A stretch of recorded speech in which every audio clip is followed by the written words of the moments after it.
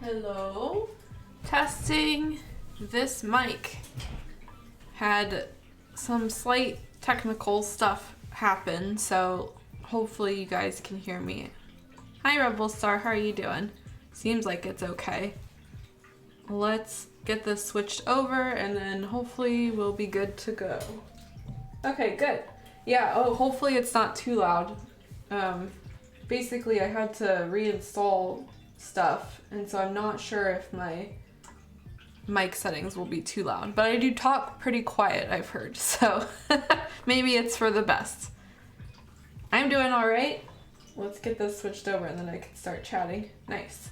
Yeah, I'm doing all right. Got a lot of work to do.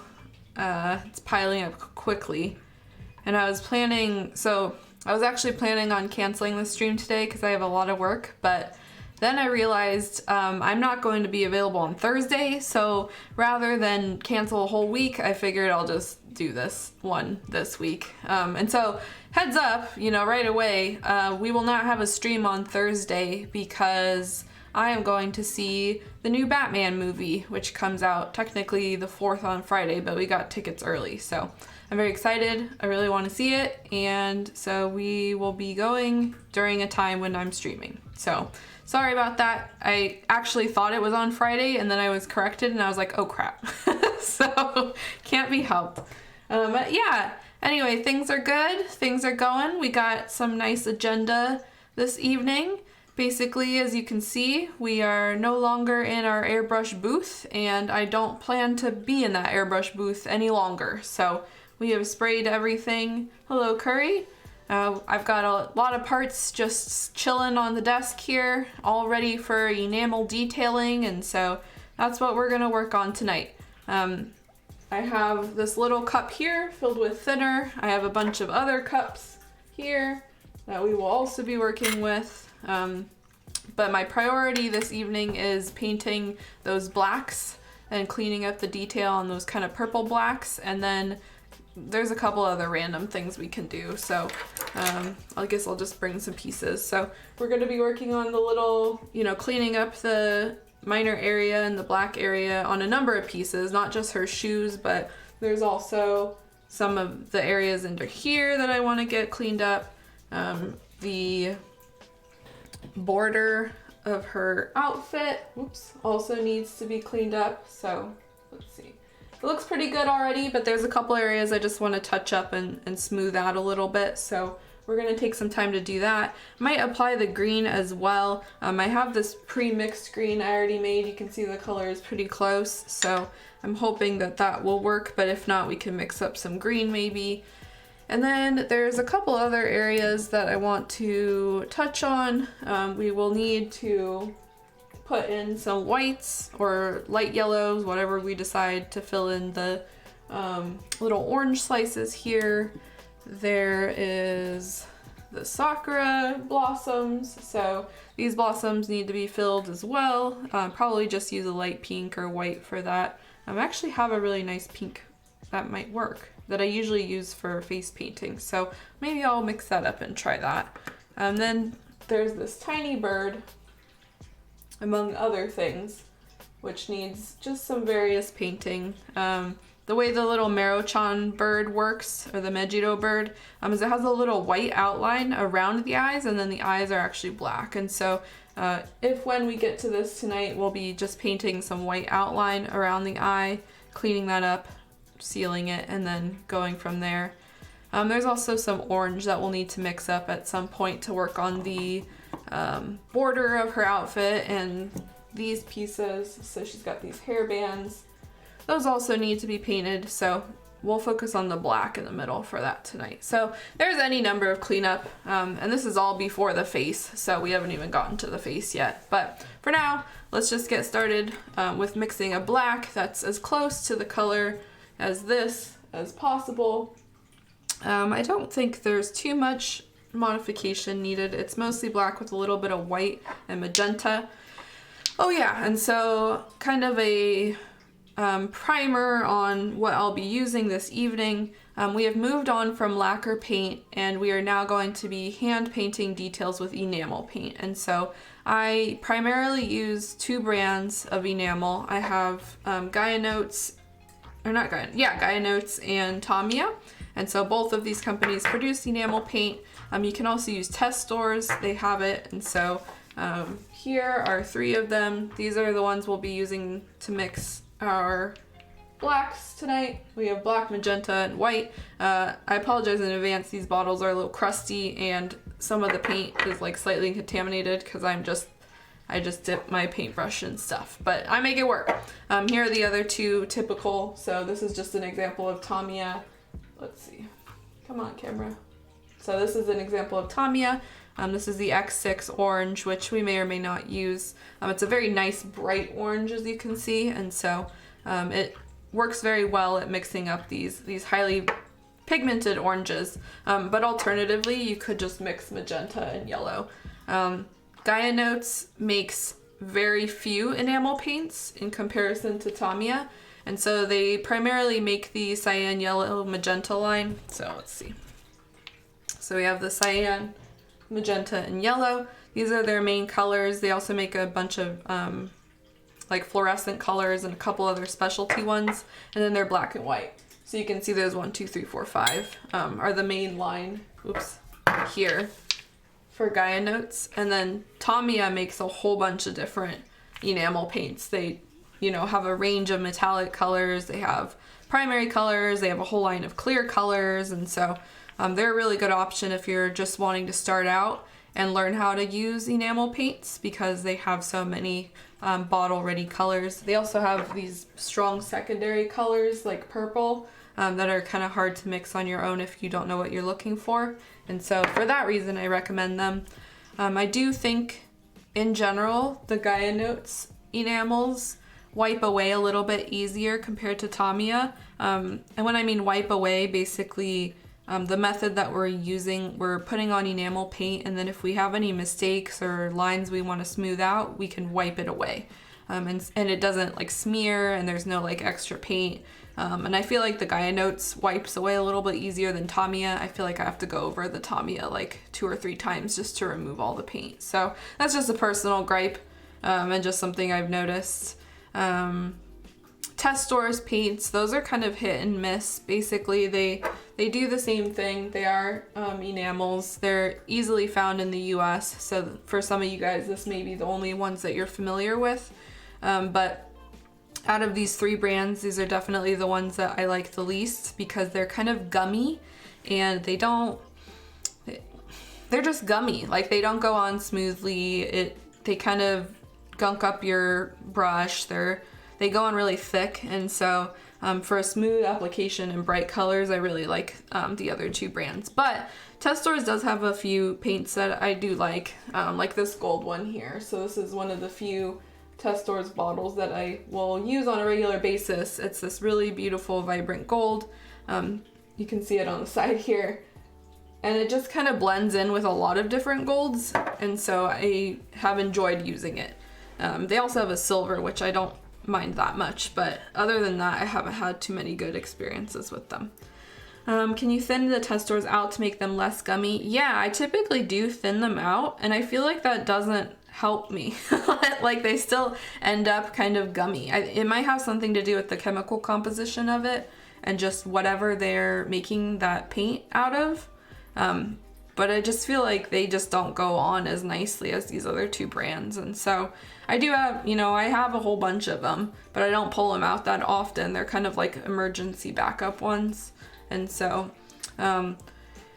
it really just come down to a matter of what you can get, because, these Gaia Notes ones, I have no idea how difficult they are to obtain these days.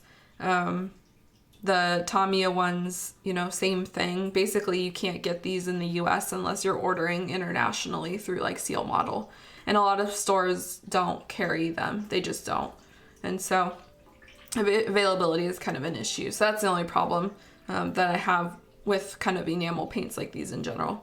Let's see, I have some gel acrylics. I like that. They go on gloopy no matter what you do to them. Yeah, it's just something about the formula, I think, of the pigment. Maybe they're using I don't know, some polymer based thing inside of it to mix it up with the oil. I have no idea.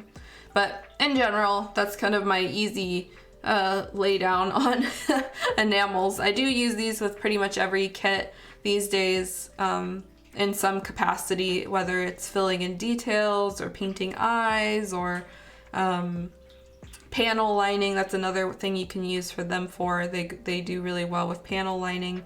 In terms of thinner, these are oil based, so they are different from lacquer. Lacquer is a solvent based, like a lacquer solvent based paint, and these are oil based, and so you will thin these with oil based solvents.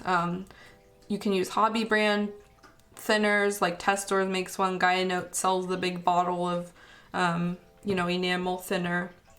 There's a growing number of people using lighter fluid to thin these out.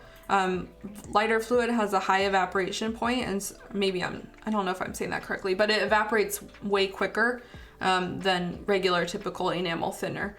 And so for that reason, you can airbrush them with enamels a little bit easier if you thin them with lighter fluid. Other than that, yeah, you would just need an oil-based thinner. I was actually hesitant about recommending this because I have been using this and I wasn't sure how it would affect kits, but I can now say, based on painting a kit or two, that if you don't want to buy the really expensive hobby thinners and the brand name stuff, because a tiny bottle of Test Stores is like $6 and the bigger ones are like $15-20 now, like the jugs. If you don't want to do that, then I have been using odorless mineral spirits. This is just bought at the paint store. I actually had to buy it online though because it wasn't available at like Home Depot or Lowe's or anything. And this does exactly the same thing. It's meant for oil-based paints. It's meant to clean brushes and stuff, but it has basically the same chemical composition as a lot of these hobby thinners. It just is a little more pure. So, a lot of times they include flowing agents or other things to make it easier for you to brush it on, make it less stinky, etc. But this has been working really well for me. I did some reading on enamel thinners and spirits and all this stuff, and they are oil-based, so this is literally just, it thins oil-based paint. So if you want to buy in bulk and you don't want to pay a lot of money, I can confirm that this works well. So just a FYI, I was not sure if I should be recommending this, but now that I've built a few kits with it, I figure that's it's a good thing. So I'll let you guys know if anything else happens in the meantime, but for now, I'm always about using just like chemicals and not necessarily hobby-based stuff if it does the same thing, but I also don't want to recommend you guys false info. So if you do have an adverse experience, please let me know, and I can tailor my talks about things, because really I'm only just one person. So, I can only say my experiences. So if you have had another experience or if you know another product that works really well, just let me know. And I would be happy to talk with you guys about it or, recommend it in the future. So with that said, let's get started. I know I had said let's get started, but for now, let's really get started. So we are going to be mixing the darker black purple, and we're going to be using a combination of these three colors. This is the white, black, and magenta from Gaia Notes. I have a bunch of thinner, cups you may have seen when I scrolled out of the camera, but I don't know where I was going with that. Basically, we'll be thinning and I'll be moving paint in. At some points, I'll be moving the kit in and kind of testing that color, and then if it looks good, we'll just start painting the figures. So we've got five pieces that we're going to be painting this kind of dark color.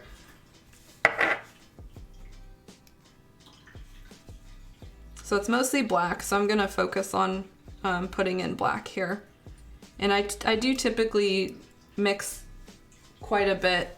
I don't use all of the stuff that I put in this cup, but it's good to have excess because if for whatever reason you make a mistake, then, you know, you can salvage it and you have more paint available. I'm also gonna wipe. I have a couple brush, like stuff everywhere. All right, we're gonna put in a tiny bit of white, or a little bit, just because we didn't mix a pure black. And we can adjust it a little bit more as needed.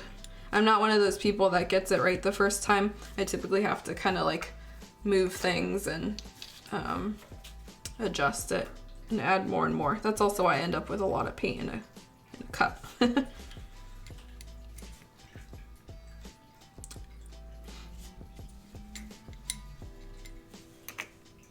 Add a little bit of thinner if you feel like you're, you know, starting to run low. Some more black. Since we are mixing more, I'm just gonna start dabbing more in.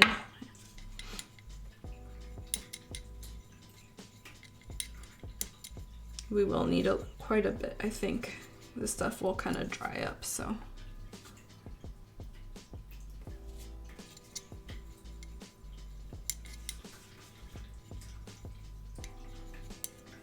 Not the most exciting color to mix first off, but because most of the pieces do have this, I think it's important that we get it done with. All right, I'm going to look real briefly at how this color goes on. Oops. I have a couple of paintbrushes that we will I'll touch on, but I don't honestly, like, I just use what I have. So let's see real quick. That's pretty close. Let's see, does enamel paint dry the exact color that you see when you're mixing, or does it go slightly darker? It does dry just a little bit darker. I found that the color that I mix with the Gaia Notes is pretty true. It's pretty true to match, but it does dry 1 or 2 small shades darker. So just be aware with that.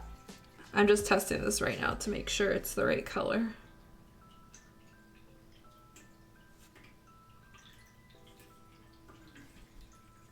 That's pretty good. A little bit dark, but I think that's okay. All right. So I'm just gonna wipe this real quick and then we can talk about the brushes briefly as well as this tool that I'm using, and then we'll really just start globbing it down. All right, so I am using no particular brush. When I'm applying paint and just like mixing paint, I literally just use what I have on hand. You can see these brushes are beaten to hell. This is a 3.0 round that I do actually use quite a bit. There's no particular brand here. This is just Princeton. I think it was meant for oils. But again, I beat this one to hell. So I do have a nicer version of this, or I did at first, and then it got beat to hell. So take care of your brushes. There are any number of ways to take care of them. I actually looked up a method recently that involved like an eggshell white, like egg whites and boiling water, and that seemed to work pretty well. So that, you know, Google that if you're curious. But in general, I don't use any particular brush, but I have been, if I'm gonna recommend one, I am partial to this one. This is my Tamiya modeling brush. Let's see. The Tamiya Modeling Brush 2. It's item number 87172, and you can see it has an ultra fine point. Here's my pinky for comparison. And so it's super fine. It's really great for just tiny details on kits, and so I actually regularly use that for eye work, etc. I'm not usually big on hobby brand brushes, but this one I really like. So if I had to make a recommendation, it would be that one. And was I gonna say anything else? Oh yeah, this tool. So this is a Gaia Notes tool. It's basically like a little plastic applicator, and it has these pointy sponges on the end. I forgot the exact name of it. Let me go grab the bag for it because I keep it. It's in my closet.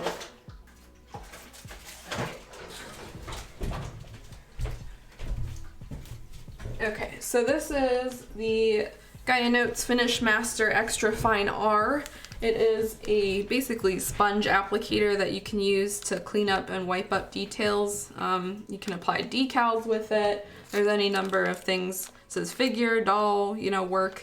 And it comes with all of these little, like, sponges. Let's see. So it comes with a whole bunch of little sponges that you can use, and you wipe it as you go, and it just cleans up messes for you. And so, you know, you can see it gets kind of stained over time, but then you just throw it away and you use a new one. And you can buy those little sponges separately. I've seen people purchase them from proxy sites and Taobao and all places, and so I don't have an exact link to like where you can buy bulk those, but just be aware you can do it. And these are really great because they soak up paint and they just get rid of your mistakes. And so if you like, you know, just need to wipe up something, if you're painting eyes, they'll do it for you. So I will be using this at times tonight as well. Again, this is just the master pointy tip thing. Anyway, okay, let's get started. You guys want to see me paint tonight, so. As long as the camera focuses, that's the important part. I think that it likes this area. Okay.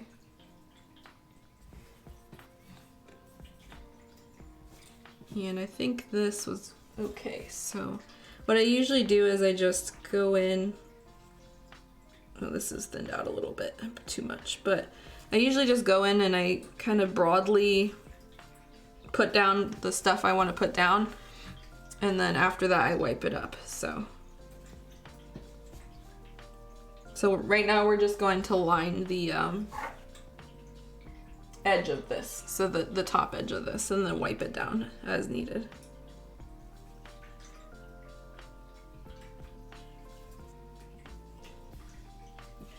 Might be better actually to use my tiny one.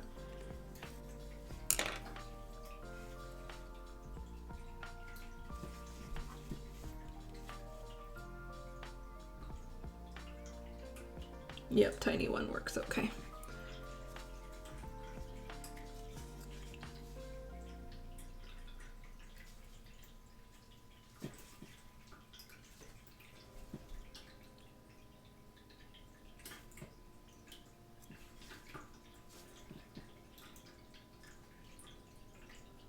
Just double checking to make sure it dries the right color. I think it will be fine for these pieces because we're really not going to be looking under the skirt.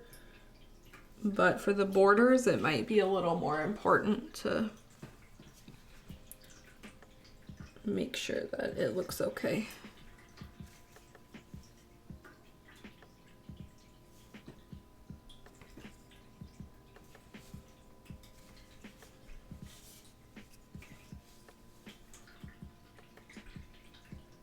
Detailing is typically a pretty, it can be fast or slow process for me, and so we might spend a little extra time on this step just so I can make it so it's at a point where I like it.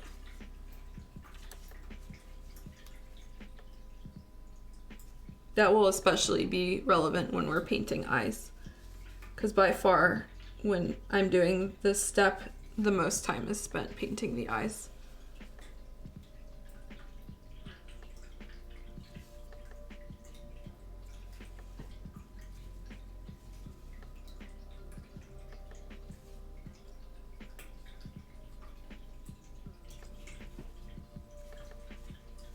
Thankfully, this was pretty good already, so.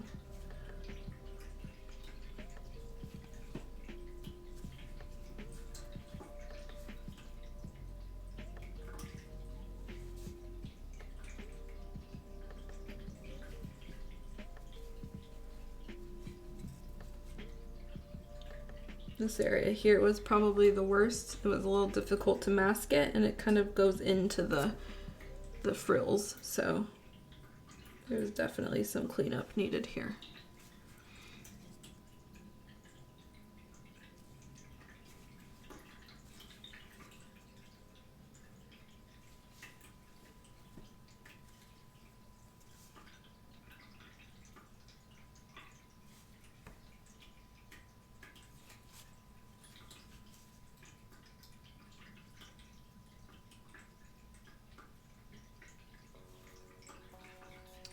Okay, I'm gonna go a little farther up here. I'm not sure if you guys will be able to see this. Oh man. So basically right here, we want to smooth out that area. And we'll clean it up more later. But for now, we're just getting that first layer down.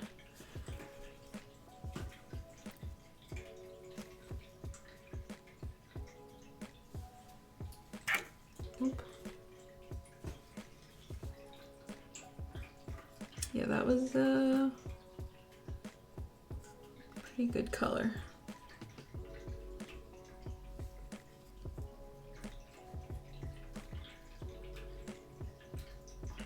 A little more here.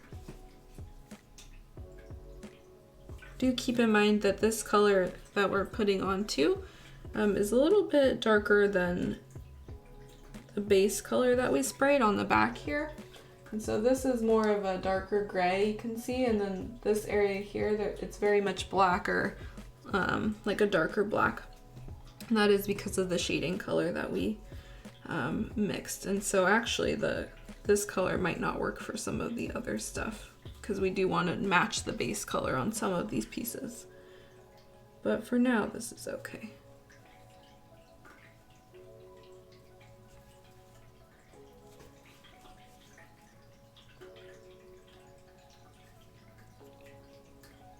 Okay, a little more here.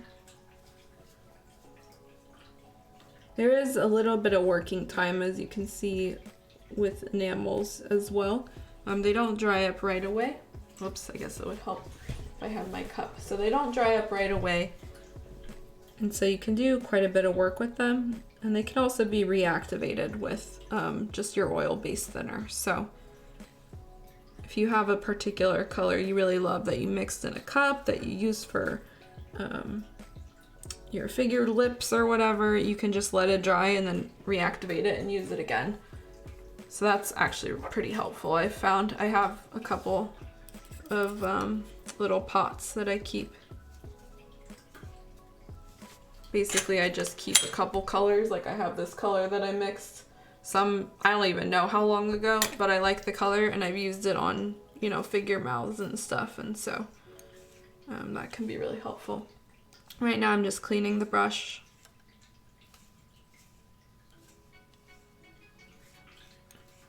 Because over time it just does get kind of saturated. I've also seen little tools where you have like a little thumb ring or something and then you can just wipe the paintbrush, you know, on your little tool, and I think that's really neat. So there's so many tools and stuff available for painting like this. Okay, there's a little bit more here.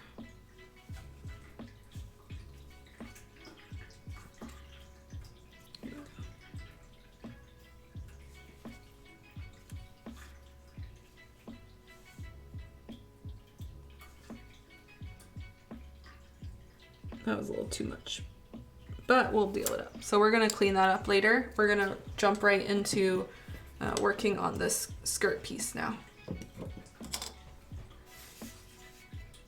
Same deal here. This one has a few areas that need some minor cleanup. Oops, sorry guys.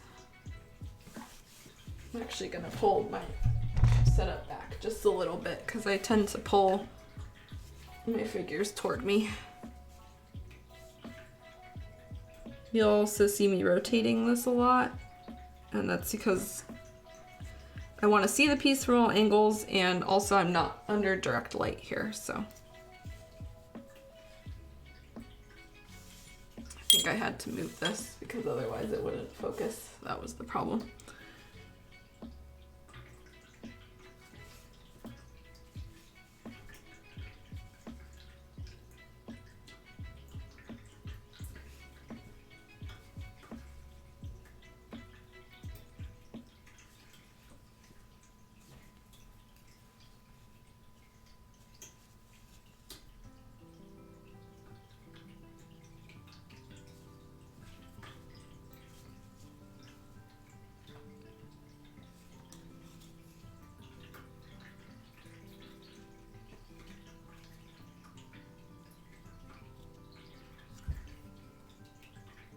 Trying to refocus here. There we go. Really, the shadings came out so nice on this skirt though. I'm really happy with the way that it ended up. It's too bad that most of it's gonna be covered, but whatever.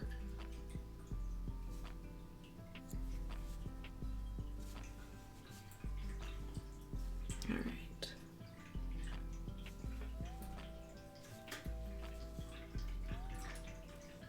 You can also use gloves when you're doing this, you know, if you don't want to be touching your piece. I've definitely used gloves to kind of protect the figure from scratching and oils and all the other good stuff. Oh yeah, should also close your bottles after you've mixed your color, just so you don't get any evaporation over time. It takes a long time for that stuff to get out of the bottle, but still, we want to keep it closed if we're not using it.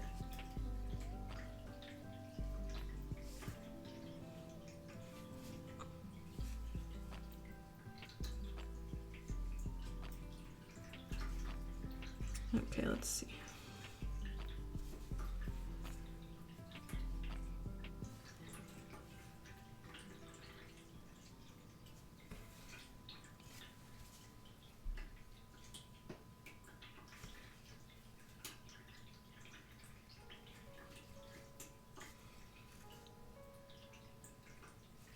You can see when I lay down that first layer, it's quite messy, hopefully. Let's see. So you can see, you know, some of the paint splatter kind of happening at the top there. All of that is going to be wiped down. So don't be afraid, you know, to make a little bit of a mess when you're just first starting out and getting that first layer down. The whole point of this method is so you can, you know, get everything covered and then just wipe away what you don't need.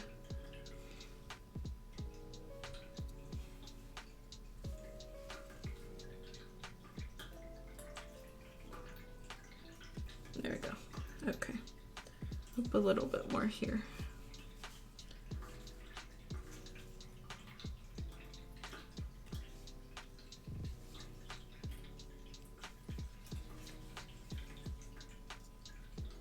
It's looking pretty good.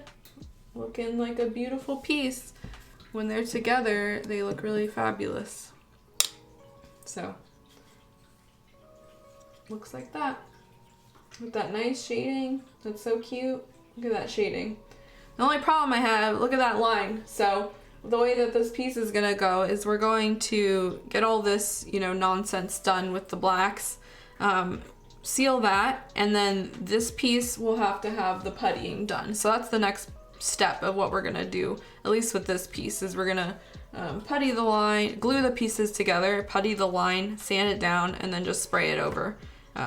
With the airbrush. You guys won't see the airbrush part, but we're gonna try to do the puttying and all of that on the screen. So cute, love it. Really love the colors. It's like a nice, like light olivey green in real life. I know that the camera probably makes it look like it's much brighter, but it's actually quite soft, which is what I like about it. Hey, how you doing, Sea Crease? Hope you are having a happy Tuesday as well. Just giving this piece a quick look, and we're gonna let it dry a little bit, move on to some feets, and then come back and start cleaning up the lines and the stuff we just put down. It is a little bit darker. Oh, it's actually pretty close now that I'm looking at it. I think this will be a good liner color, and so it may be a little bit darker than the shoe, but that's fine because we're doing an outline. Thank you. Yeah, I think it looks all right. We're getting there. Just cleaning this up again. And next we're just gonna outline the foot. This is a pretty quick process. You can see this paint is starting to dry up a little bit. It may not be, let's see. Oh, come on, camera. It may not be obvious, but you can see that it's starting to kind of harden. And so like when you touch it, it's like you can't get as much off of it. But that's stuff that you just find out over time. All right, I'm gonna hunch down and be gremlin so my face doesn't show up in the camera. but I do need to kind of get really close to do this. So let's see. Oh, that's really dark. So just as I thought, I don't know if you guys can see. Oh, it's tough to see the difference, but it's a little bit too dark for the color that I want on this shoe. So we're just gonna wipe that away right away. And I'm gonna have to cut this a little bit or mix another one that is a lighter border color. That's what I was afraid of. Let's just mix another one, see where it goes.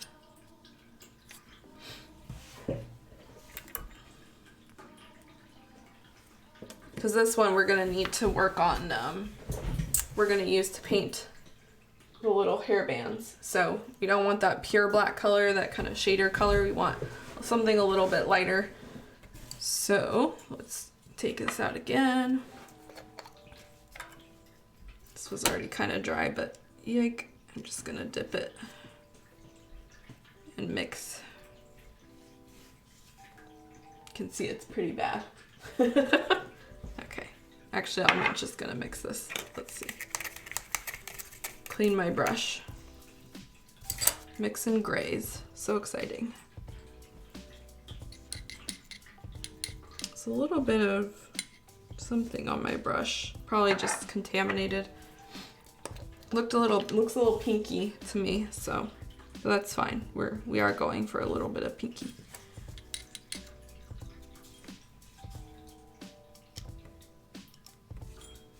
That was a lot.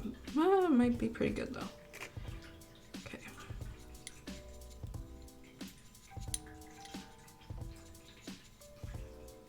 Yeah, why does this look so pink? Oh, on my finger, it's not so pink. It's actually quite dark gray. Maybe we need a little bit more magenta actually, and probably more white. It's probably way too much. So you can see how quickly the color changes, if it allows it. So you can see just adding that magenta really changes the color. So to counterbalance that, we need to add more of the white and black, because that is definitely not the color that we sprayed.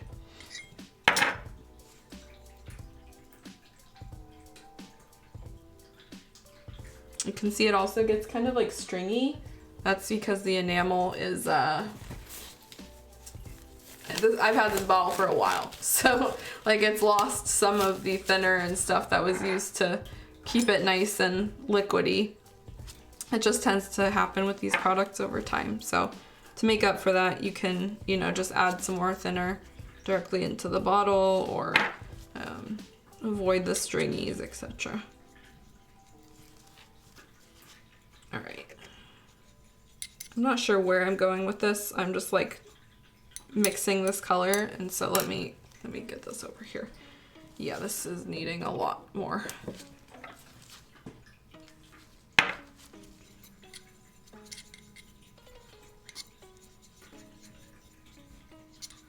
Like I said, I don't get this right every time. It's like a slow process that eventually I get there. I'm actually gonna make a small line on this kit and then see where I'm at, what I need to do, etc. Because that kind of tells me what colors I need to adjust.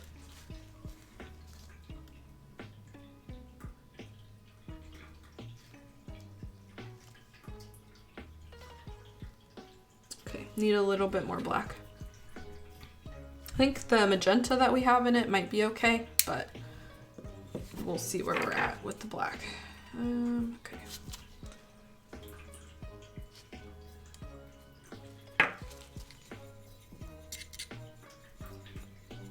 And kind of as a comparison,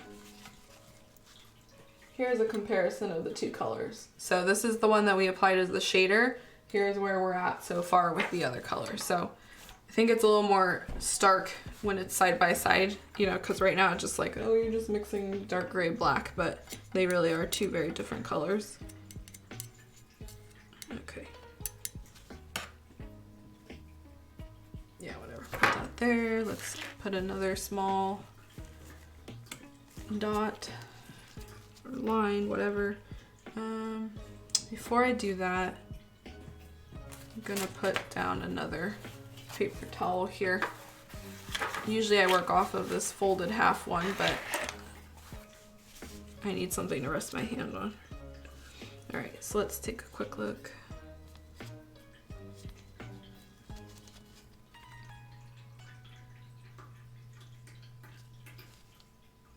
That's pretty good. Let's see. Let me put it here. Oops, sorry guys. Not that there's that much to see anyway. I'm just basically trying to match the color as close as possible to the airbrush color that we sprayed. So that way we can line it and fix those, you know, mistakes and stuff that we did when we airbrushed. Gonna put it, let's put it like here.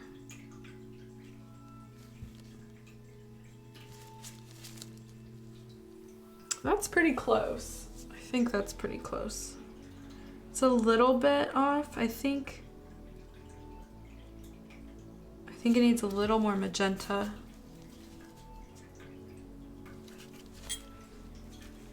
Not too much though.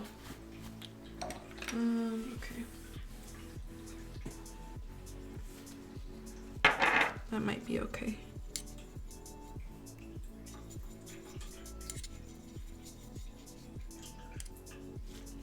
I'm actually gonna bring my light a little bit closer too. It's kind of hard to tell from this angle. Okay. That might be good. Let's see. Oh, this is a groovy song.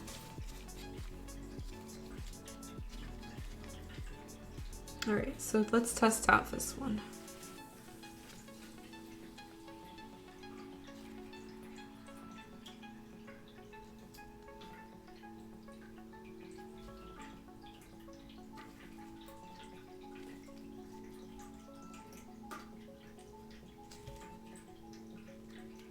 Yep, that's pretty good. Okay, I think let's start lining with this and then,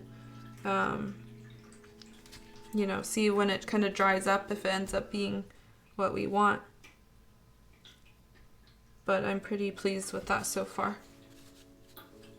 Okay, so we're just, the only thing we need to do really on this shoe is just line the border. So I'm gonna put this down here and get a little closer.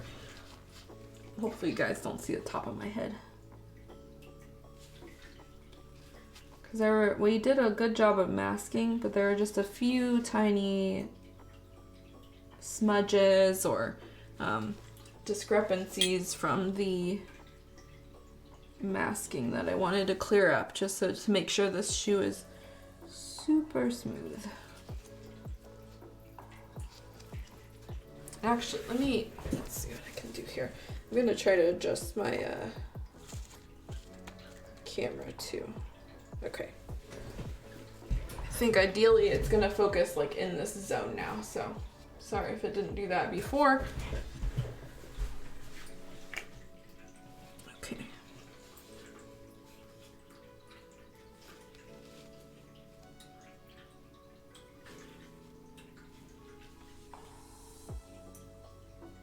That was a lot, a big glob. That was way too much, but we'll see, I guess. Okay. I don't want to do too much on this shoe either because we already had that nice outline. So if we go too much, then we risk like changing the size of the shoe, if that makes sense. This kit came with guidelines, so really we don't want to go past the lines. Unless it's cases where we like airbrush too far, if that makes sense. Because like on the border of her outfit, there are a couple places where we went over the border and it was like, we want to match that border up with the pieces that we airbrushed. That'll make more sense when we get to that step, but okay, let's see if this one came out okay.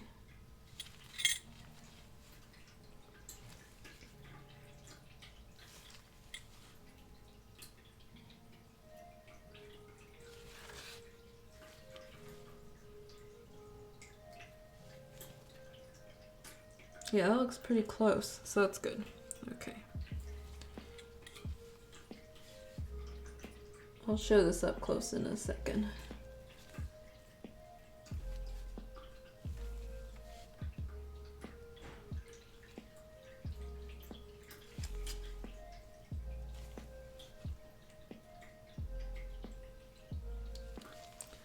The key really to all of the painting and stuff is patience.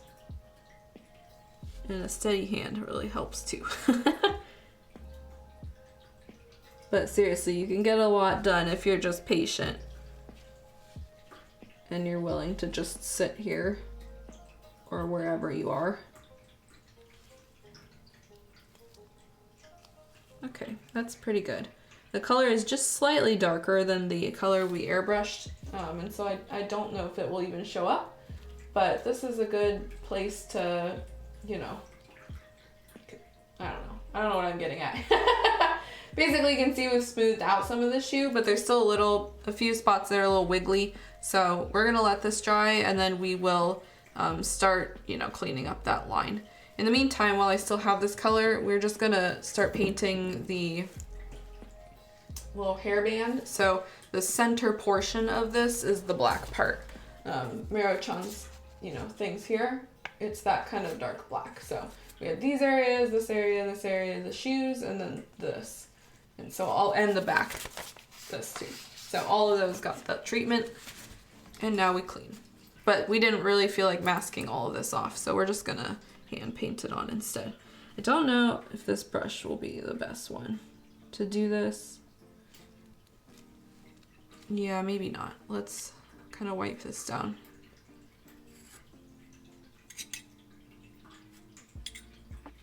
Just a bit. I'm gonna come back and use that in a second. I might even.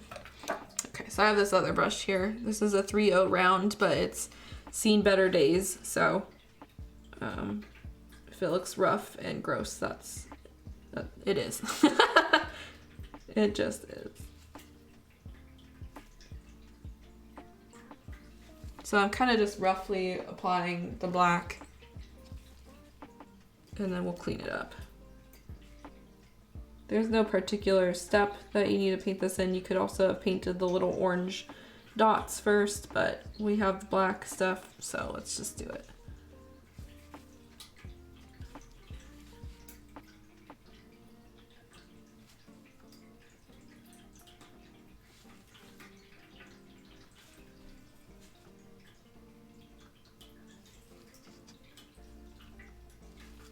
What you do want to try to do though is cover all the area that you need to the first time, because this, even though these go on pretty thin, they still do build up over time, and you can get some pretty thick layers if you just keep going at it. So I try to cover everything, you know, within as few layers as possible.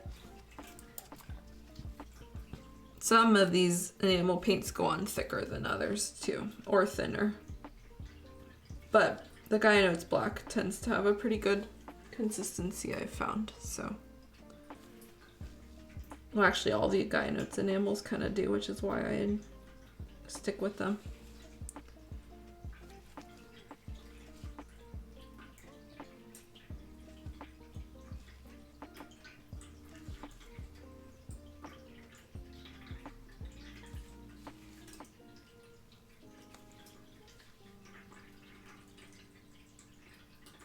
Yeah, just kind of go over it. Don't matter if it's just a little bit, you know, rough. We're gonna clean it up.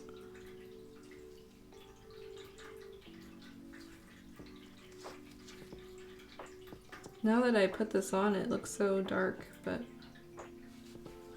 oh no. It seemed to match the shoes, so we'll see. This one kind of also has a rough indicator of where to paint. The sculpt on this is pretty straightforward. We'll just leave it like that, I guess, for now. So you can see it's pretty rough. Definitely not diamond shaped like it's supposed to be, but that's what the cleaning's for. All right, let me double check this. Yeah, that is drying a little bit darker, which is fine for an outline, but and fine for that, but I'm not sure if it will work for this border, so let's see. I'm just gonna test this color real quick with the border. Oh yeah, it's even darker. Okay. So rather than make an entirely new solution, I'm just gonna put some white in a corner here and see if that fixes this color. Like here.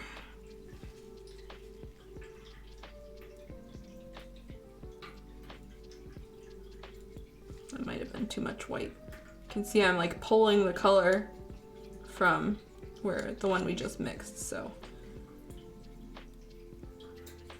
trying to leave that other section clear.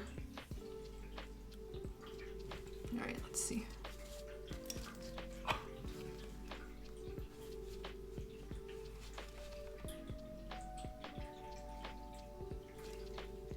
It's a little bit off.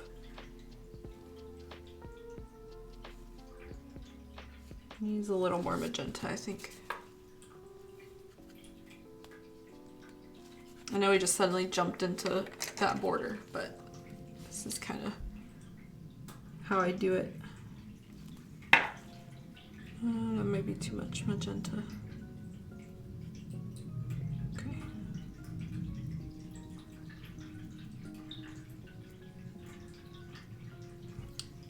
All right, let's see.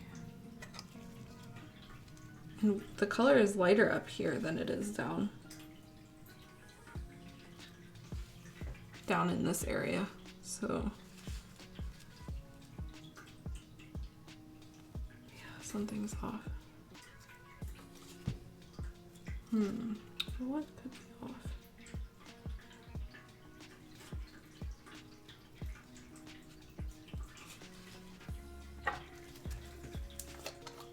I'm gonna pull a tiny bit of yellow in here and see if that helps me out.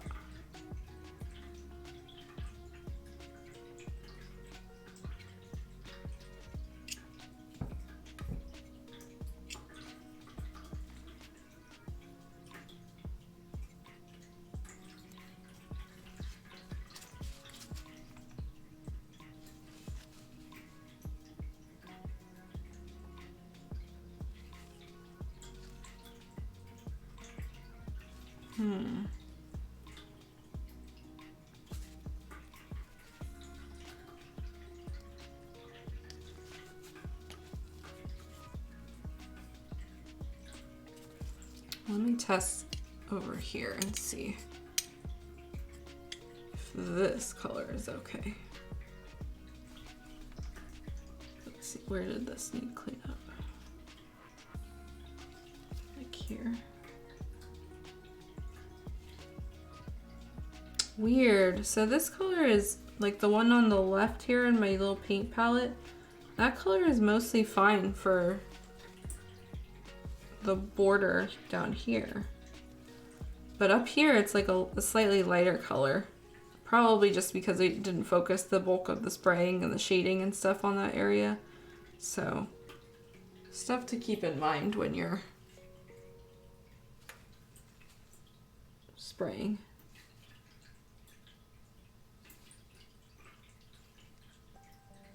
Yeah, that one's okay.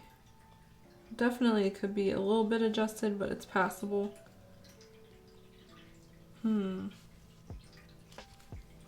Wish I hadn't pulled so much of that because this color I like, but the other one, let me grab my red enamel because I'm seeing a little bit of red in it.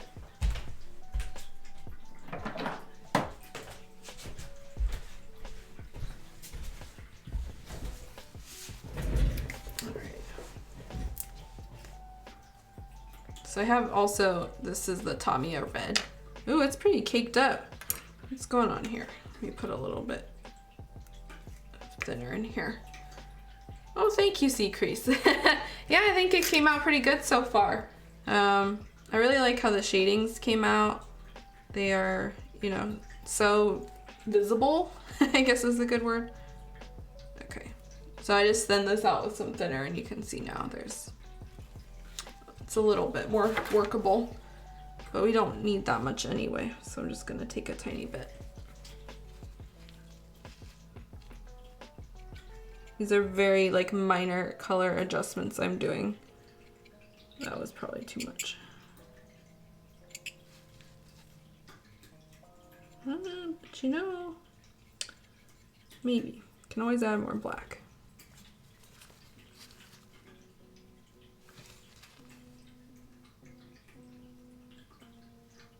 You know, that's pretty close.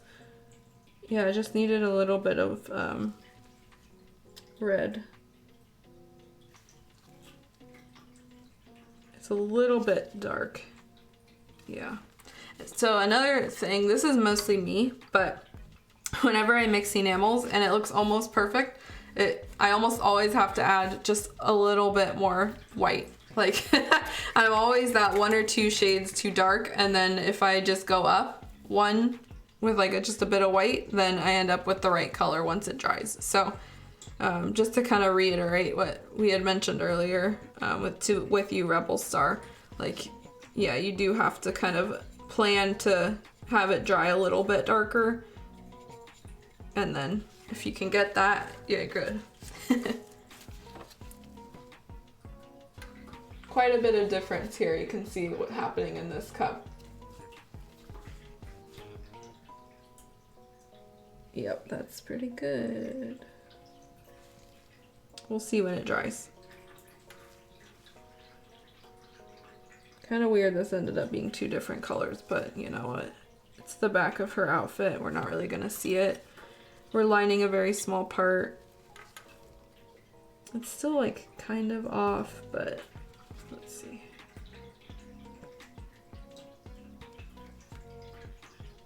No, I think when it dries, it'll be fine. Hopefully.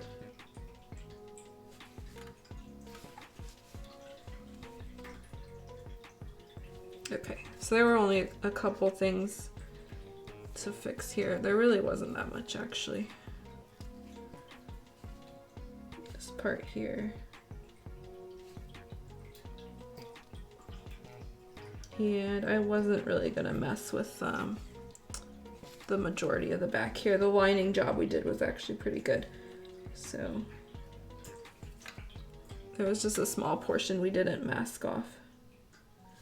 Okay, so we'll leave that for now. I'm gonna work on this section later, but for now we're gonna go back and start cleaning up what we have put down. Let me close a bunch of these off. Okay.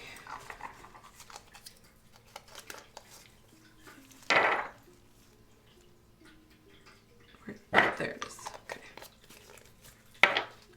And white. All right, so here's kind of what has happened. There's a variety of colors here that ended up being mixed just to fit various pieces. This one I think was a tiny bit too dark, but we'll be the judge and see. Okay, so we're gonna push these away for now. We don't need them right away. We're gonna have our enamel and our piece. We'll start back here. And we're just gonna start the cleanup process, which is basically just wiping down and, you know, getting rid of anything we don't want. For the most part, we're not gonna see any of this, so it's fairly easy to wipe away. And this may be hard to see. I'm not sure if I can even accurately show it to you guys, but we'll try. So I'll be using a combination of my little sponge. I'll just actually leave this here. Combination of my little sponge from Gaia Notes and then my liner thing here.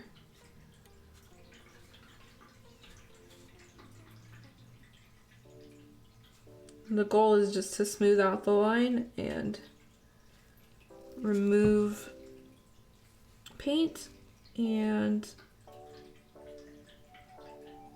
make it so all those areas that were showing white before no longer show white. Gonna kind of do it all over swipe So this is the tool that's really good for just wiping down stuff. And so if you apply a lot right away, you know, it's a good way to just get rid of it. You can approach it from either side. You can use the pointy side, you can use the broad side.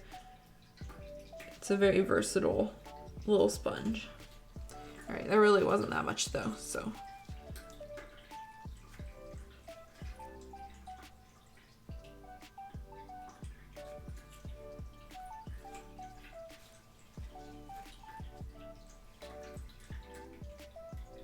It's the details that matter. Is anyone going to see this? No. Do I still want it really nice and clean? Yes.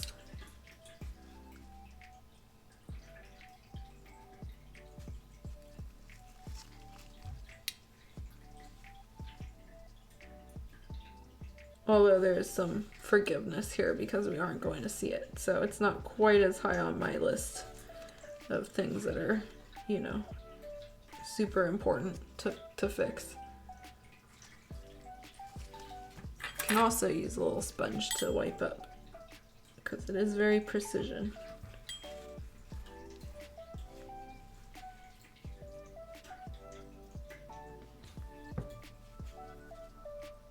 There were a couple sections I had to airbrush again, so there might be a few dots here and there of just black. Also, something's going on here. That might be the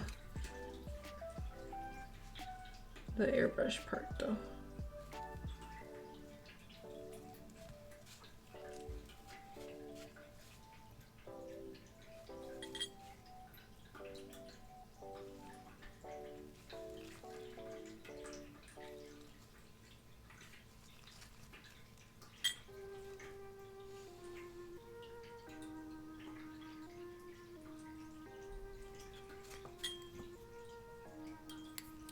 This process, the whole enamel painting process, works best on a glossy surface. So, you know, if you're planning to do this, make sure that you've top coated and you have gloss on your kit. It's a little bit harder to remove this stuff when it's not glossed, which is why the kind of underside here probably didn't get as much attention as it should have, and so some of this enamel is a little bit harder to wipe off. It'll still come off, but that one I already need a little more. So let's reactivate it. That's the good part about this. If you wipe away too much, then you can just go back in and paint it on right away. There we go. Okay.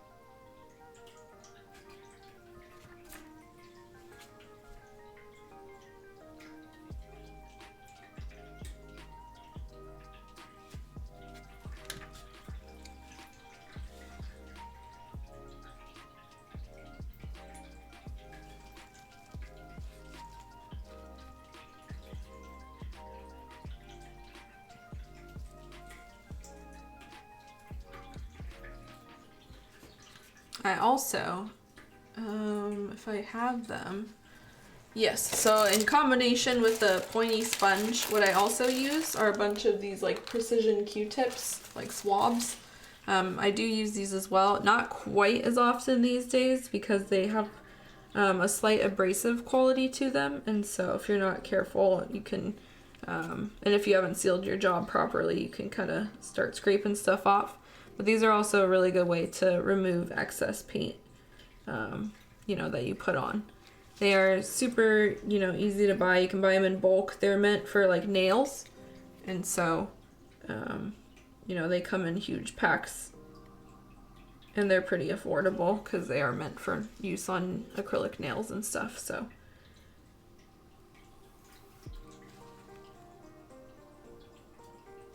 But I say this because sometimes this stuff is better at wiping up this excess enamel compared to like a tiny paintbrush. So usually I go over it with the paintbrush, etc.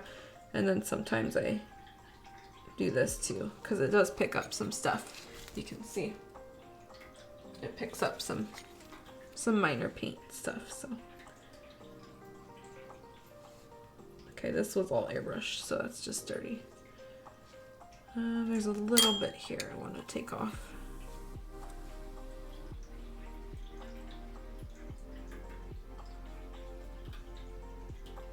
This may seem a little tedious, but honestly this is kind of the last step for most of these pieces. So the skirt is an exception because we will be doing the putty work and stuff on it. But these other pieces, once we, you know, like finish the shoes, we're done with that piece. It's like we're ready to top coat it with our final top coat and that's it. So we're nearing, you know, the point where we're gonna be starting to see things get assembled. Okay.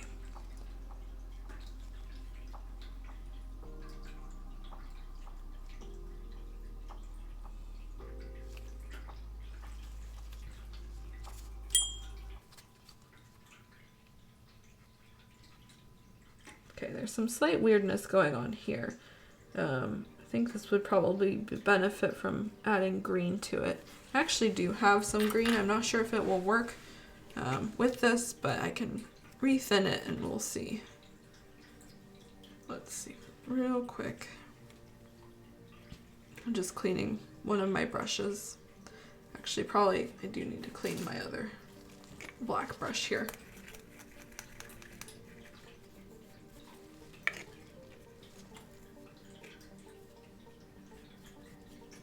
My junk brush. Sorry, brush. Okay, it's mostly gone. Alright, so I do have this green here. I pre-mixed this at some point. I forgot when. So I'm just gonna reactivate it and see if it works.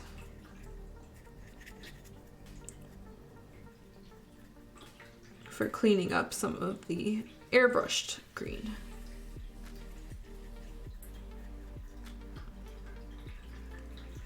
Trying to peel some of that off the sides there because that stuff gets junked up and there's a lot of paint hidden in this cup. You can see why my brush gets bad. I have very bad brush mixing etiquette. I'm not formally trained as an artist. I never went to art school or anything, and so I'm always learning. But one thing I haven't learned very well is like brush maintenance, so that's been on my to-do list for a while.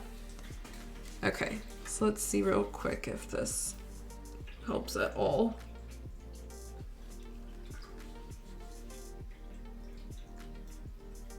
It's so thin. It's the only problem when you do reactivate stuff that hasn't been reactivated in a while, is it can go on a little thin. I don't know how helpful this will be.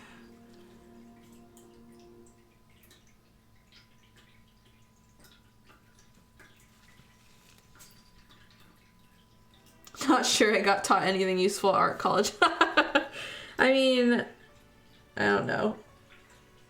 I never went, so I can't say, like, you know, if it was for good for the connections or good teachers. I honestly don't know. But hopefully it wasn't a total waste and you did learn some stuff.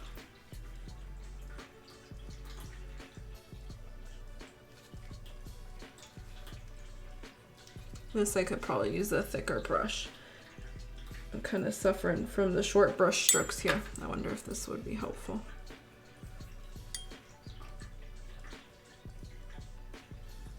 Oh, it's just so liquidy. You don't want it too liquidy because then it starts to affect the layer that we put on. You can see it's getting kind of this jagged edge. So we don't want that.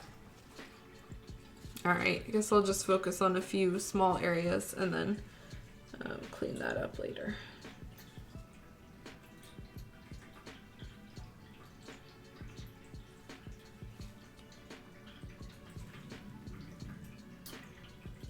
Mostly I just wanted to bring back some of the green vibrance of this underside.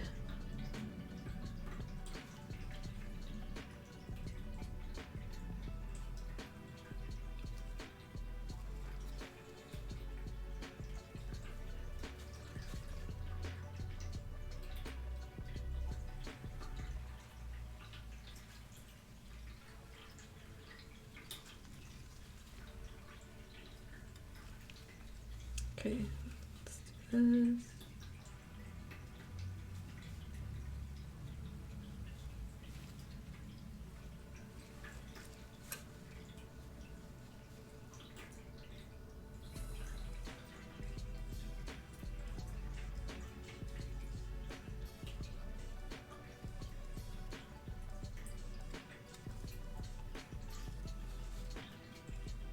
There you go, that was mainly an area I wanted to fix, and then there's one small area here. I don't think we need to do the full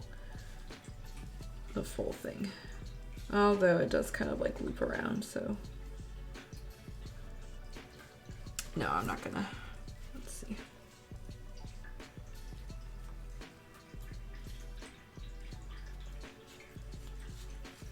Let's see. Okay, right here is where I see it.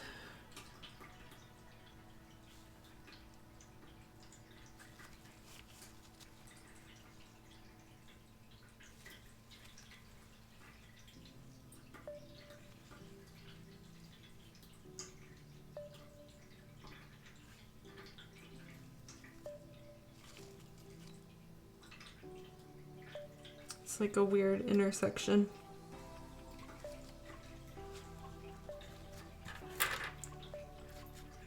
All right, might have to cut our losses here because it starts to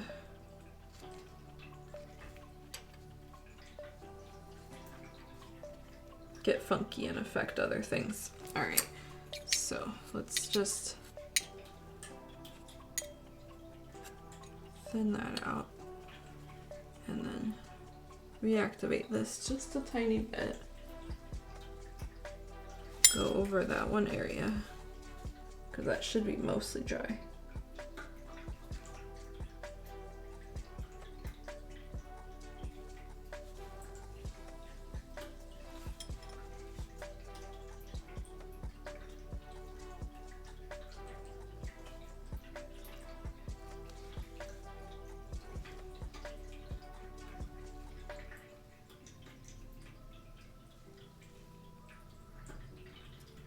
I apologize in advance.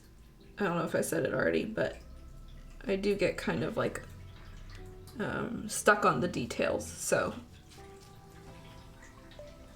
at this point, like whatever we do in these streams is just what it's gonna be. There's no time focus. It may take us, you know, however long to get through the details, but this is the most important part to me, so.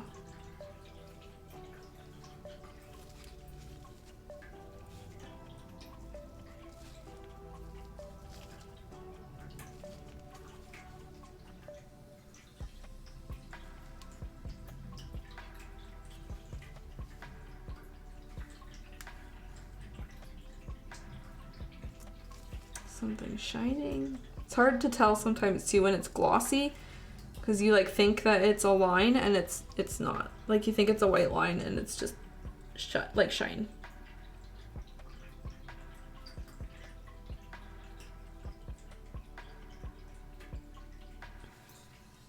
I see your comment, Rebel Star. Give me 1 second. And let's see. I like have this, I had it at an angle and I like wanted to fill in the spot and I got it, so we're good. You can like tell when it's jagged. This too. Let's see.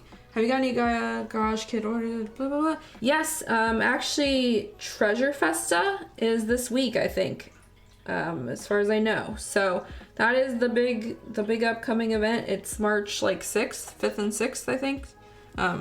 Something in that realm. You can go on TFO, look up TFO or Hobbyma, and it will be there. I actually bought a ticket this time. It was only 500 yen. I figure what the hell. There's like 1 or 2 things that I might possibly, look at, and so I figured it was worth an entry. I haven't nailed down anything, that's like a must-have, and I don't think I've really ordered too much. Oh, I did order a kit from the sculptor Lisa Says recently. I don't know if any of you guys are familiar with her works. Let me link her real quick. Basically, she has a booth. Booth.pm, I think, if I got it right.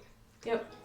So I ordered the first figure, which is like this little dragon girl. Let's see, where's my Streamlabs? There we go. So I ordered this from Lisa Says, and her kits are made to order, and she's one of my favorite sculptors. I followed her for many, many years. But she does OCs, and so basically you can order any of these kits right now, and you'll get one. So that's awesome. I think her orders are open until I forgot when, but I can't say if I like recommend it or not. I've never ordered from her booth shop, but these are, if you're looking for something unique and a little bit different and original character, these would be a good option. I do like the direction. Is it too late to order things? If you're talking about TFO, then no, because TFO starts on Friday. But I think as far as I know, it's too late to buy a ticket now. So if you haven't purchased the ticket for TFO, it is now past the deadline to order one, unfortunately. But they do have these festivals every like 3 months or so at this point. It's a fairly regular occurrence, TFO is. And I would say if you're not interested in like Fate Grand Order or a couple other main properties, then you can probably pass. Like, I've passed on all of them. I've been around since it started, but I've passed on all of them. But this one, I had a couple. Site is in maintenance, so you can't get it until the 3rd. Yeah, exactly. So the tickets you can't buy anymore. The 3rd is when the kits go live, and so you can view everything and see, what will be listed, but then you can't purchase it until the festival actually opens. Let's see, what did Rebel Starlink? Yeah, aren't those ones cute? Every single time I see that kit, I'm tempted to get it. But I know, like, I'm just not gonna have, like, it's cute, but it's not on my priority list of things that I'm gonna buy. And so I end up passing on her. But yeah, well, might as well put in an order with your forwarder because they're available. I think last time it opened, it was quite a while ago. And so to have these being made to order is a really nice option. Before there were just a few limited copies available. There was also one kit that I tried to get a couple days ago. It sold out very quickly. I am not going to share the details of it, but basically I hope that this sculptor considers more than 3D printing in the future, because they had like literally 2 copies available and it sold out in like 10 seconds. It was like, what the hell? Supposed to be being good this year. Yeah, that's me too. I keep saying like I'm not gonna order anything. I don't got money to order stuff, and then somehow it still happens. Sorry, Curry, if you're listening.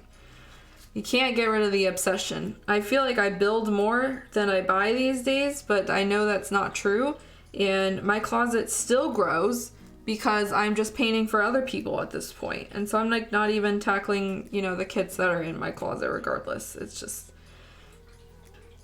just happens. No matter what, you're just gonna accumulate stuff. So at least let it be stuff that gives you joy and that you enjoy. All right, just a tiny bit more here. I saw 1 or 2 more very minor spots, and then I think this piece is cleaned up to a point where I'm mostly happy with it. It was like Oh man, there's some shine. I'm gonna have to guess here. There we go. Okay. So much joy, but also pain. Yep, it's the worst. But I love it. Can't leave the hobby. Stuck around this long, so it must be something special. Alright, I'm looking at this one more time. Wiping off any extra fuzz. Let's see, so glad brushing enamels turned out good. Yep, that's awesome, Canon. As we are doing right now, this is like my favorite way to apply them. But I'm glad that you had good results with your enamel brushing experience. Just a little bit more here. There we go. Oops, right here. It just takes practice. I know that it can be like nerve-wracking, you know, and a little scary. That kind of goes for anything in this building and painting, but you improve with time, so. All right, this is more or less done. I say that, you're gonna be hearing that a lot, and then I'm just gonna pick it up and do something else to it. There we go. It's because I look at it from another angle, and then I see something that I don't like. Okay.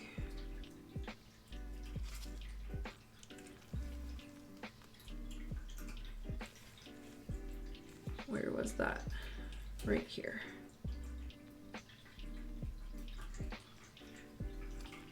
Okay.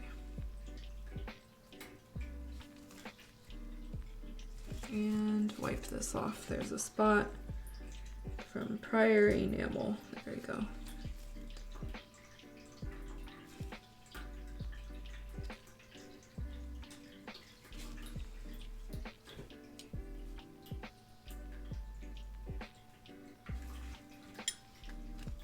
Right, where are you?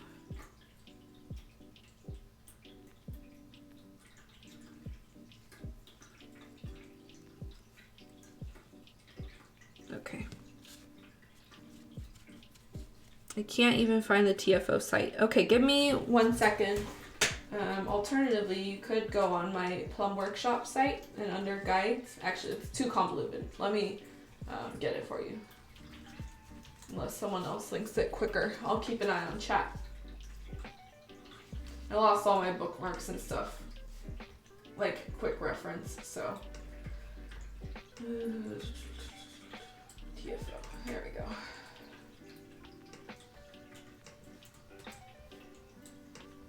Okay, here's the TFO website.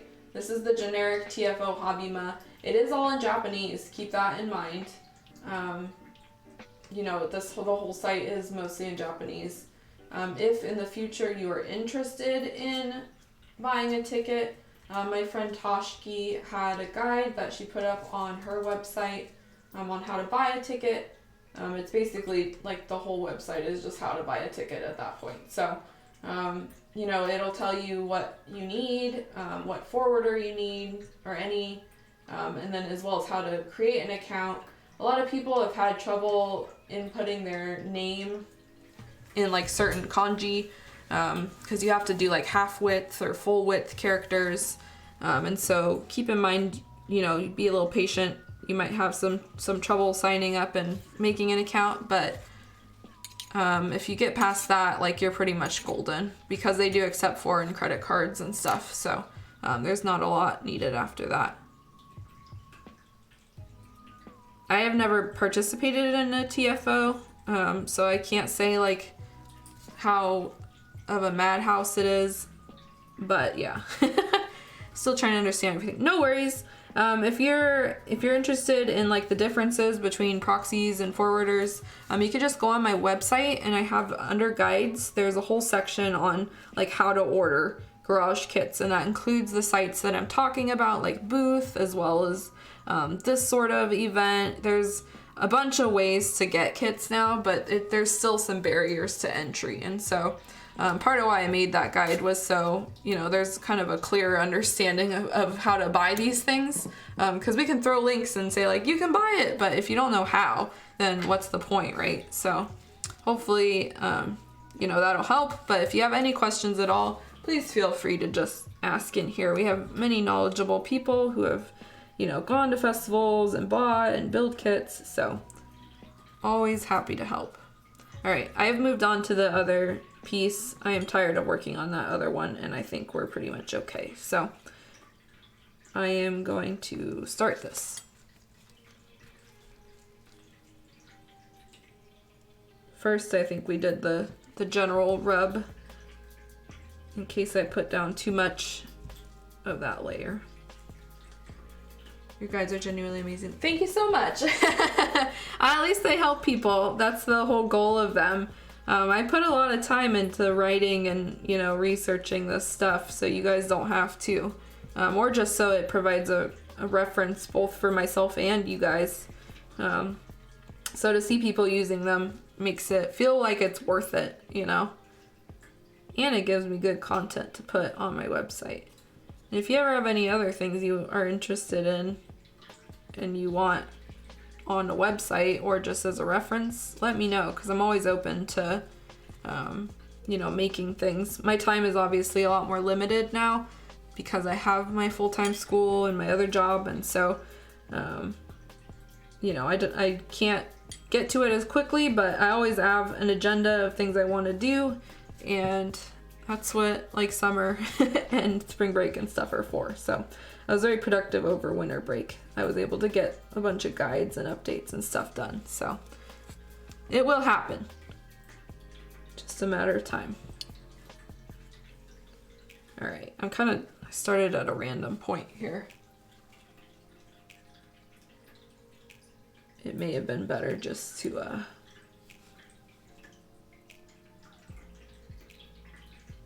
not do that. Okay, this is a kind of a weird situation here.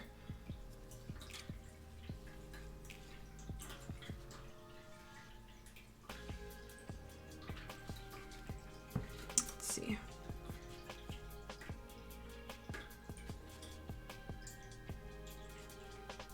I guess the Twitch, like the streaming and stuff, is also really helpful too, because I'm able to like show you guys things in a live setting. I know a lot of people prefer video content and like seeing things done as opposed to written guides, and so that was my kind of attempt to do it. And so, you know, seeing as how some of you guys are here, I'm glad that I was able to do this too. Okay. There's some stuff that either didn't get painted or I just wiped it down, so.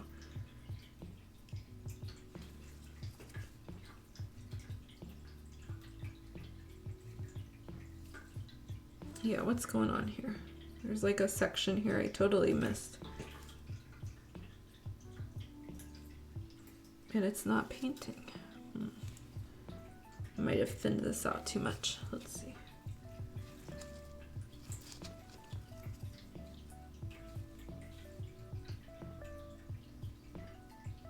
There we go. It's gone now.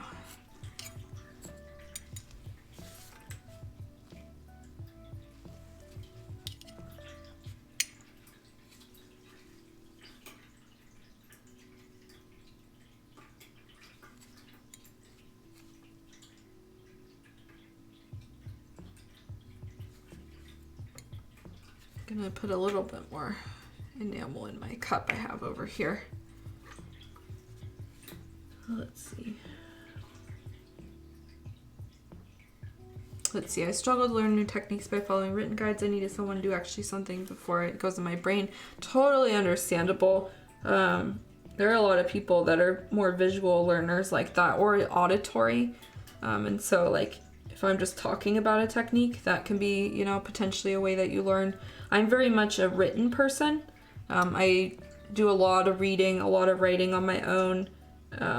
I learn mostly, you know, by writing down things and reading in books. And so for me, like writing out those guides would be like the most helpful way. But, and I barely watch people's videos of things unless it's something I have to do, like fixing my car or something like that. And so really it's just, you know, everybody learns in different ways. And so it's interesting to provide, you know, resources that cater to those things. This one has been going a little bit better so far. There is something here though. Actually, I'll pull out a Q-tip. There's a very small section that I just want to wipe down. Don't know if I can get it though. It's kind of on the inside of this weird frill. That's my dog barking. I don't know if you guys can hear him. Okay, it gets kind of like wiggly over here, but the sculpt gets a little rough, and so I'm just gonna leave that section and work on here. Yeah, this one's pretty good. Over here it gets a little fuzzy too.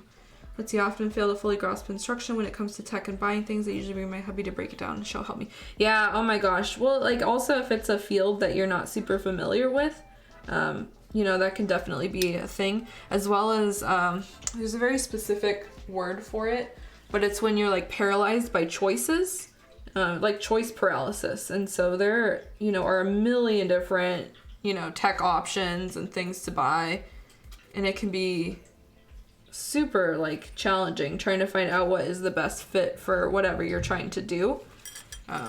So that I understand. Like even like cameras, so just cameras in general, there's so many options, there's so many technical terms. It's like learning a new language, right? And so you like gotta find hobbies within a hobby if you're trying to figure out this stuff.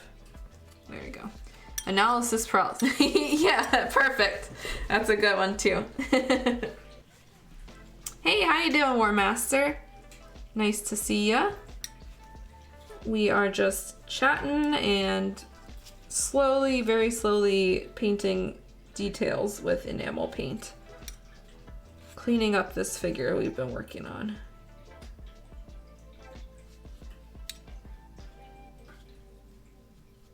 Let's see, I've been trying to figure out how to stream. I feel like I just don't get it. Oh my gosh, yeah, I get that. My husband helped me out too when we first started. Or like that's when I first started streaming, because I had no idea. And honestly, I was very resistant to this for a very long time.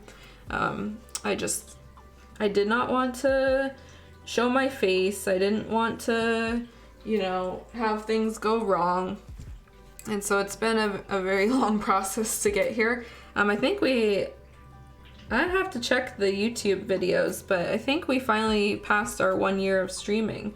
So it's been a very eventful year. It's been a lot that happened, but I'm happy that I've been able to build a couple kits and things with you guys, and you know, just show off stuff, make some new friends along the way. That's what it's all about. All right, there's something here. I don't know. There we go. It was like a fuzz or something. Okay, this piece is coming together a little quicker, honestly.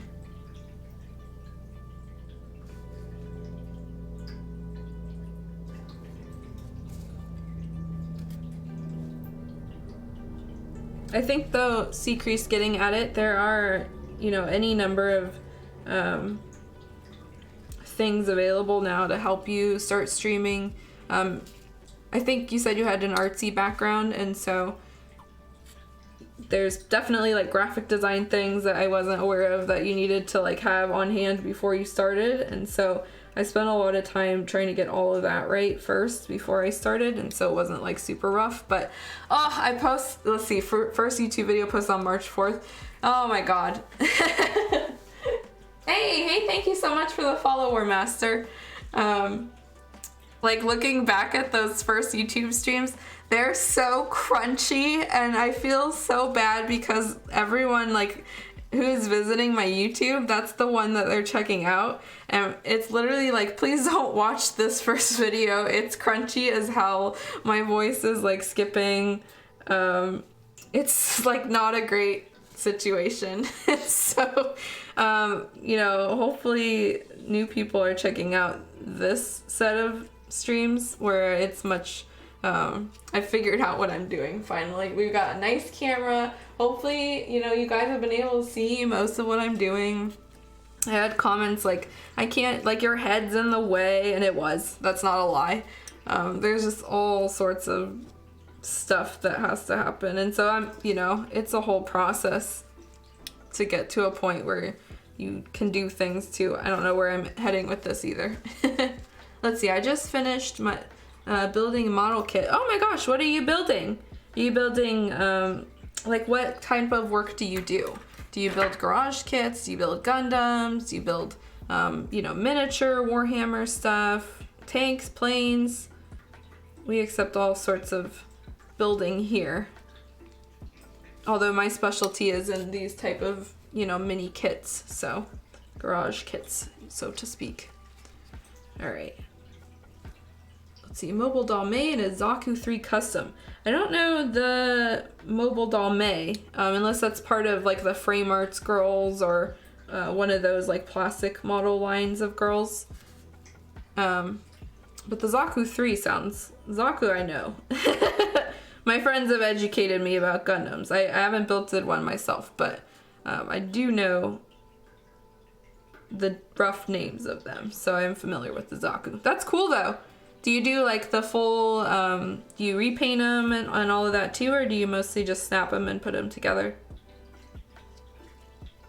Okay, I took off way too much of this. I was getting overly ambitious. I need to thin a little bit more. It's basically Frame Arms girl, but Bandai's waifu figure. Oh, okay, so one of the lines, yeah. There's numerous ones that I have seen. It's kind of hard for me to tell them apart though, if I'm being honest. So sorry if I mix it up at times. I know that their big thing is like articulation, right? And so they, you know, you can pose them and stuff. Okay, we're gonna leave that for now. I had to paint over that again because I wiped off too much. I didn't realize that there was so much white there. I think that was the main reason why I did that. Okay, let's take a look.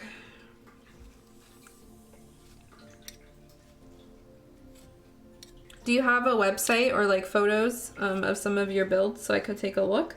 Or do you have a Twitch that you build these on?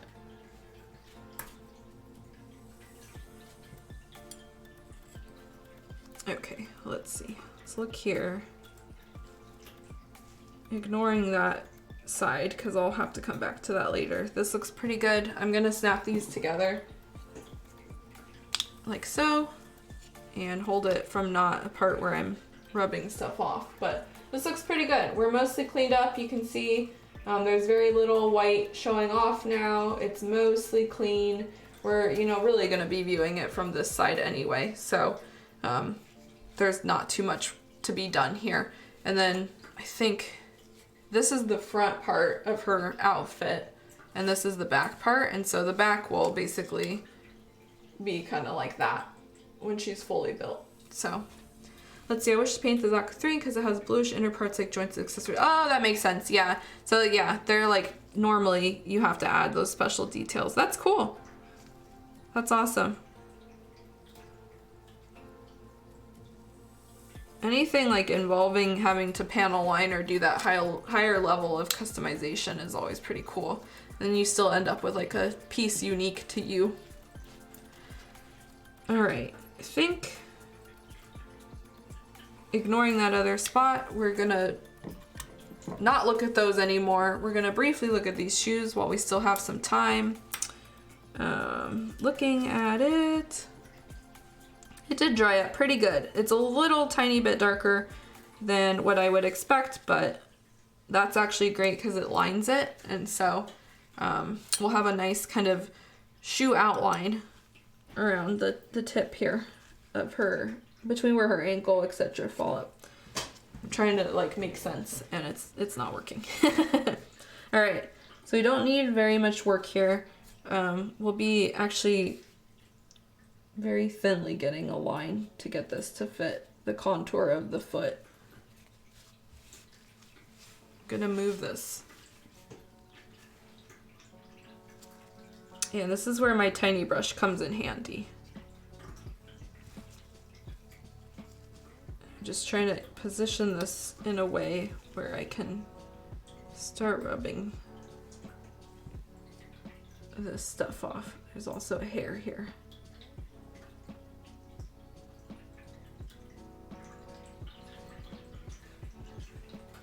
Let's see, I have an Instagram for photography and stuff, but I'm quite rare in posting it. And I'll still link it. I'll take a look. Always happy to, you know, follow some new people. especially if they've taken the time to come and visit my stream. More likely to follow you that way, because then we have a personal connection. All right, let's get on this way.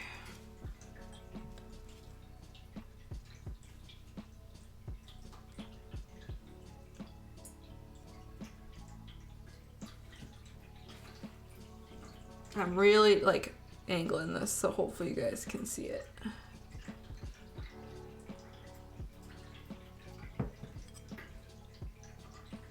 I have a link of it, so yeah, go ahead, go for it. Thank you for asking. I appreciate that.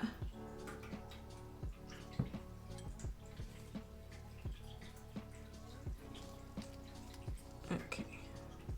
So a little bit here. Oh gosh, okay. I'm gonna sit up and not be gremlin. I'm holding this and it's like shaded. I wish I had my light the other way. Let's see. Awesome, thank you. I'll check it in a little bit, probably post stream at this rate. But I do appreciate it. Okay.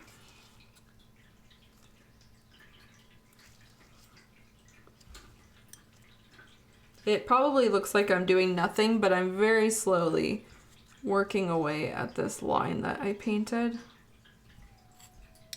And in the end, we'll be left with a very thin line of enamel.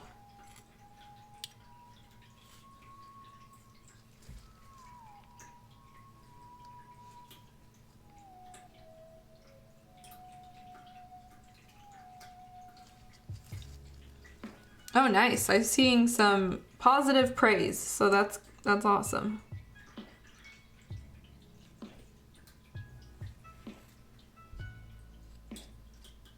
Okay, something going on here. I'm gonna move a little bit down this way.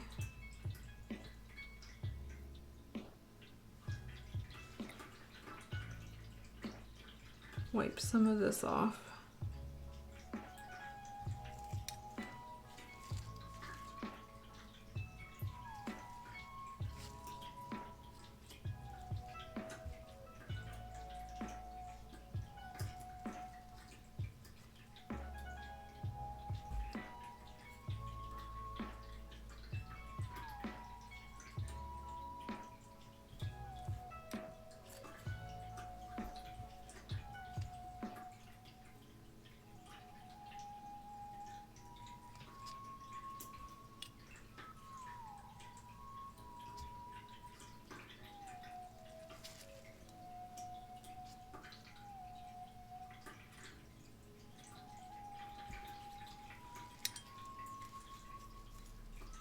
Let's see, maybe one day my tailoring skill will get used because you have a dream to make doll dresses. Oh, cute! Yeah, that's, I've seen that on, like, some customization stuff on Twitter. There's a whole segment of the, like, doll community that makes them for those plastic model girls. So, I know nothing about sewing, so I'm totally there with you. Like, I don't know if you do, like, sewing and stuff, but it's a whole other skill set. And there's some very talented people out there who basically can, you know, make these beautiful dresses and stuff in miniature scale. Maybe someday I'll, like, you know, graduate from wanting to paint my own stuff to wanting to become a tailor. And then I'll just buy dolls. That's the end of my money. Okay, so far so good. We're working our way around. I don't think we did a lot of everything, like putting the line down, because some of this was already pretty clearly defined. But we're just cleaning up any other small, not defects, but just, we're making the line smooth. I don't know how else to say it. Could be a little more paint there. But actually, I think that's fine. It's mostly this front.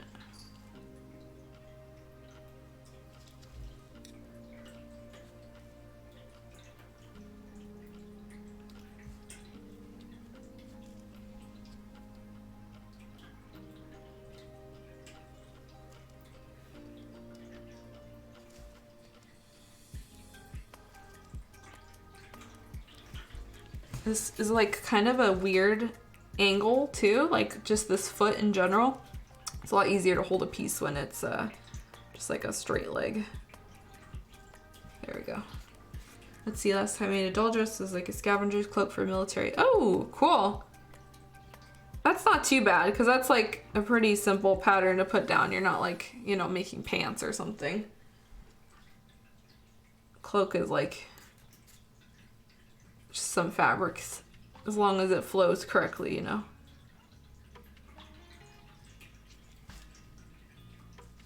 But still, that's more than I've done, so.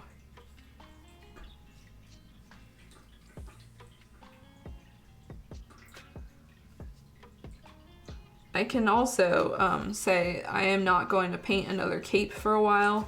You guys will probably see what I mean soon when I get around to posting. I am very tired of elaborate capes. That's all I can say about that for now. Okay. Let me see. Where are we at? There's a tiny, tiny section here. I don't know if I can wipe this off. Let's see.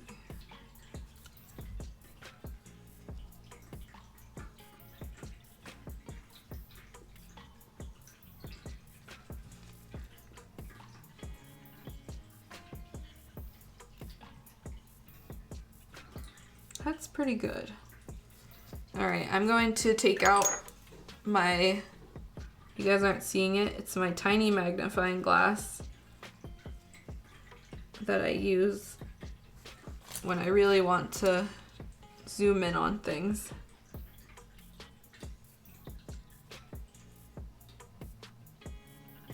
I just have a little one I keep on my desk.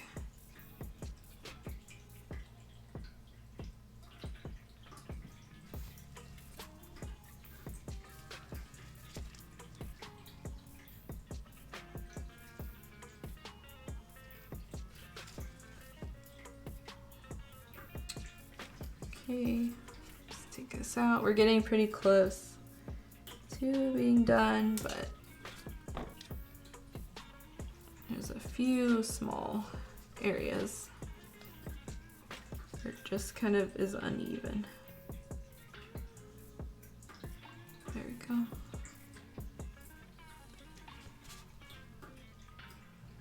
can see the spongy thing is good because it just picks up the stuff that I wipe off. Okay.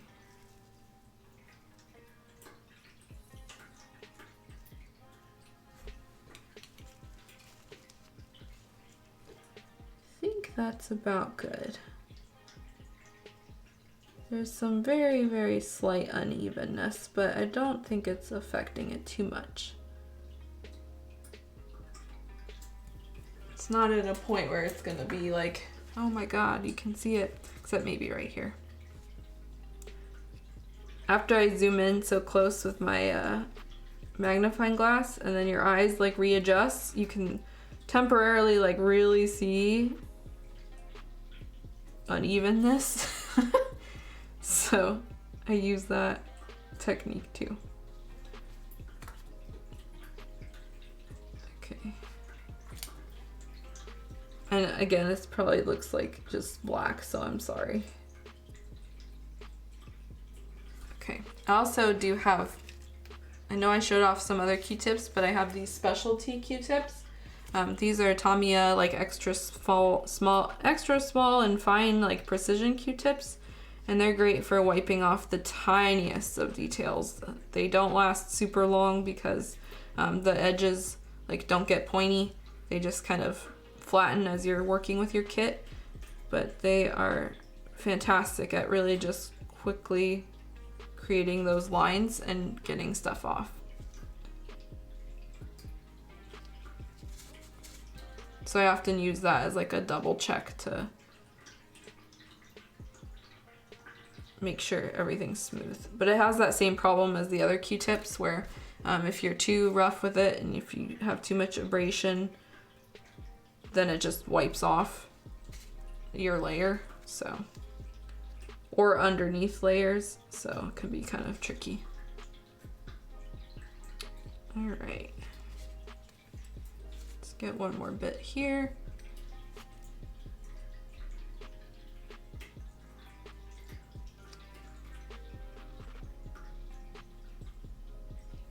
Okay. Let's see, footsie number 1. There's some fuzz. Okay. That looks pretty good to me. There's another fuzz. There's also, sometimes you get like fuzz that gets on it, on your unfinished enamel layer. So you just want to get that off before you seal. That looks pretty good. Let's see, swabs are used for gun cleaning, can be pretty good since they won't leave any fiber behind. Oh, that's a good option I've never heard. Are they pretty fine as well? Like the swabs that you use for guns? That's the first time that I've heard that brought up. So, are they as small as like this? Because if so, that might be yet another alternative thing that I buy. Standard size. What is standard size? Like Q-tip? Is that like standard size? Here's a comparison, by the way, guys, of Q-tip versus the precision extra small Tamiya swab. They also make a couple different sizes. Okay, this might, like if it's this size, that's probably a good option if you have these bigger kits. If you need something small like this, I guess they might not work as well. But the fibers is a big point, because the Q-tips do tend to like deposit a lot of tiny fibers. That is a good option. Q-tip, they have 2 ends. Okay, interesting. I'll be that person who goes into the gun store and asks for the stuff, and then, yes, I totally buy gun. All right, I think we're good on this. That's where I'm kind of gonna end this piece at least. If we put it on the kit, how super cute. She got this nice rounded toe. You know, it all looks really smooth. It looks great from the back and the front and all over. Let's see what it looks like with the skirt on, tentatively. We did not finish this foot. We'll get to it. Oops, this is the wrong side. There we go. So, yay, nice and shiny. You can see the foot kind of comes out over here. There's still kind of a lot of different colors involved, but at least these ones fit and it's nice and glossy for now. I'm just loving these shadings so much. I'm really afraid that when we putty this up, I'm not gonna get this nice color again. So fingers crossed, but it is what it is. Also, I have a question for you, Canon, real quick. When you bought your Whoopie Pie kit, did the skirt come as one piece or did it come as these 2 and then you had to putty it and do all that work? Because I saw a couple of other people's builds, just like everyone who's been building this, and it looked like their skirt, it did come in 2? Okay, never mind. It just seems like everybody's puttying it. So, you know, that's kind of the standard thing to do with this kit, I guess. But I was just curious because I had seen so many putty jobs. I was like, is this yet another like different thing that I'm having to deal with? Okay. All right, well that's good to know that I'm not suffering alone. Like I did so much for this all the other work it took to get here. You guys saw it. Be happy that you won't have to do all that work when you are painting your own kit, because apparently the booth one is a lot better than this model that I purchased. So, oops, let's see, there you go. All right, so I'm gonna keep these pieces over here ready for sealing. I think that's pretty much all we have time for tonight. We didn't get around to cleaning up this black or these blacks, and so we'll do that on our next stream and just kind of continue the enamel process. I'll do kind of what I can when I have a moment, but this week and next week are gonna be really busy for me. And so for those of you who have stuck around this long, there is no stream on Thursday. I am going to see the Batman movie, that new Batman movie. And so it will unfortunately run over into the streaming time that I usually stream at. But yeah, thank you so much, guys. The next stream will be on next Tuesday. I don't know what date that is. It is the 8th. So Tuesday, March 8th.